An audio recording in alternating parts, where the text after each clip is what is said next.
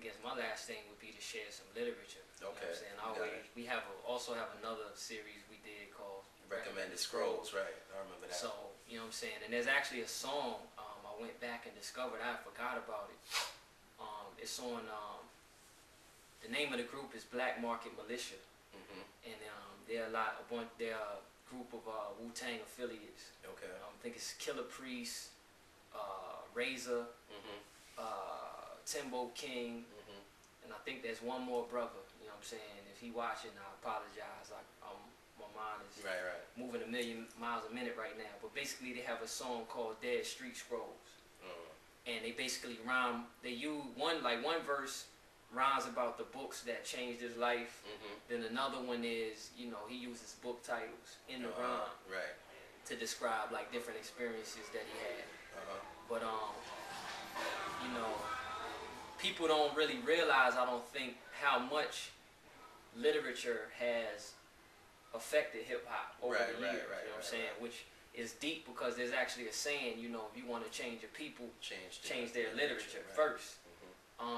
You know, you talk about Prodigy. You talked about Prodigy. You know, one of his most favorite samples was on a Jay-Z song called "The Evils," and it says, you know, Illuminati want me for my mind, soul, and my body. You know, society trying to keep their eye on me, right? That was back in the day when all the brothers was reading "Behold the Pale Horse." Right. You know what I'm saying? Or, you know, it's other rhymes you hear and you could tell, like, yo, he read something to you know what I mean? Like, I think Common's old DJ, No ID, and he, you know, have a lot of their rhymes when they was working together. You know, I think Common's joint is Resurrection, and he's like, you know, the cream of the planet, you know what I mean? Right. And then that like ends off the song, and then his No ID has an album, and he has a joint on there, Accept Yourself. No, it's Be Yourself and Accept Your Own. Right. You know what I'm saying? These are all things that came from Message to the Black Man, Elijah Muhammad. You know what I mean? You hear other things, you like, yo, I know where he got that from. Nas got a joint, something I was a read until I became a reader, Ivan Van Sertima. Oh yeah. I used to worship a certain Queensbridge police murderer till somebody put me on the Ivan Van Sertima. Right. Yeah, and then he inserted the something. Right. And then back on Illmatic, he had a joint where he was shouting out Marcus Garvey. Yeah, you know what I'm saying? So literature is like intimately tied to, I mean, even you think Art of War, 48 Laws of Power. You know, people are always quoting literature, so I always try to share. One joint that I got, I'm gonna save the hottest joints.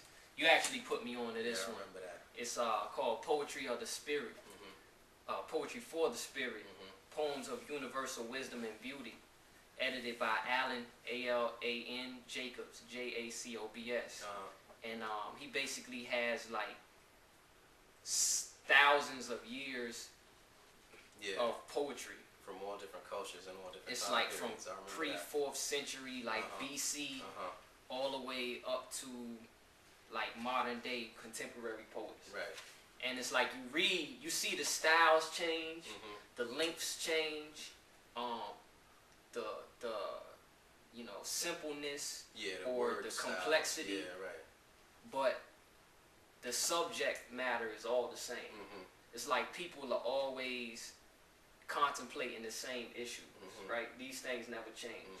So it's like, you know, who are we then not to have been brought or have discovered a tradition where we could contemplate these same types of issues within our own format and our own style. That's exactly true. That's hip-hop. You know what I mean? Fifth element of hip-hop is knowledge, you know what I'm saying, which is also power and refinement, you know what I mean, which deals with self-cultivation, you know what I'm saying, which is, you know, really what, you know, looking at the early years of hip-hop, you know, it was more geared towards. I mean, you know, if we do the history, you know what I'm saying, we talking about Africa Bambaataa winning an essay contest, going to South Africa, seeing the unity of the Zulus, right? This was a gang leader, right? The illest gang leader. Like he was known for going in other people's territory. Like, yo, y'all get down with us or else, right? And they would have no choice. You know what I'm saying? So he was known for like having the biggest gang. And he comes back and he's like, okay, I'm Africa Bambaataa. Right. And this is the Zulu Nation. Right. Right? We're gonna take all these gangs and we're gonna bring something positive out of it. So he transformed his ability of uniting gangs to now uniting not just his gang but the gangs in general. Right. You know what I mean? So you see the graffiti writing, you know what I mean? Even some of the breakdancing moves, you know, like you see people go across and come like it's like a knife fight. You know what I'm saying? But it's better that we simulate it, right, than to do it in the street and somebody lose their life. Right. You know what I mean?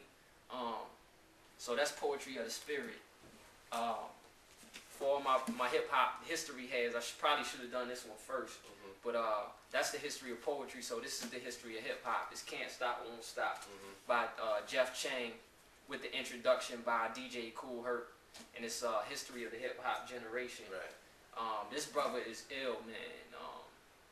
He goes all the way back to like, you know, social movements back in the days and finds links. Like, you know, we're talking about, you know, Jamaica. You know what I'm saying? He's dealing with the Rasta movement and how elements of hip hop came about from that tradition. And, you know, the Black Power movement, Black Arts movement, you know, how, you know, different ethnic groups was coming together and how all of that kind of blended together to create what we call hip hop. You know what I mean? And this is the best book that I've been exposed to.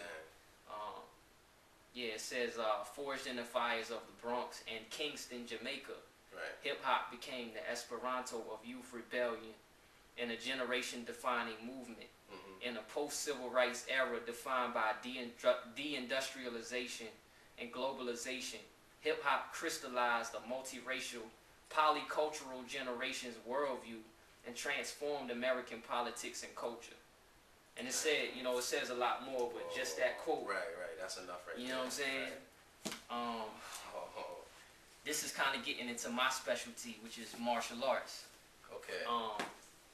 And basically, you know, I feel like martial arts, the streets and hip hop are also inextricably connected, linked. Right. You know, all the way from brothers talking about going seeing dollar movies in New York City, and taking the principles out of the movie, honor, respect, you know what I'm saying, unity, and all of these different things, and melding it into the rhymes. So there's this one joint called the Shaolin Way. 10 Modern Secrets of Survival from a Shaolin Grandmaster. And it's by Steve Damasco. That's Demasco. And he basically talks about how he was a street kid. You know what I'm saying? If I'm not mistaken, he stayed in Spanish Harlem. And he talks about how he came from a broken family, you know, abusive father. His mother was disabled. And he ended up somehow winning a trip to Shaolin. And he basically goes through the book and he breaks down different principles, everyday fights. You know what I'm saying? The 3 treasures of Shaolin. Traveling through ourselves, a survival guide, the monk in us, striding towards happiness, right? He takes all of these things and he has short, like 4-page chapters that break down, you know, survival techniques for a young brother in the streets. You know what I mean? So that's why I definitely recommend it, especially to, like I was talking to a sister that does poetry for brothers and sisters in the juvenile system. You know, that's something that maybe they could be put on to. Maybe they could even start incorporating martial arts with it. You know what I mean? That's another suggestion I put out there to people. I study at Shaolin Kung Fu Center in Fredericksburg, which is 2.5 hours from where we live. But the life-changing elements that I get from it is so profound that it's worth that drive and that money every weekend for me to go. Plus, I've always been influenced by, since we're talking about Shaolin, you know,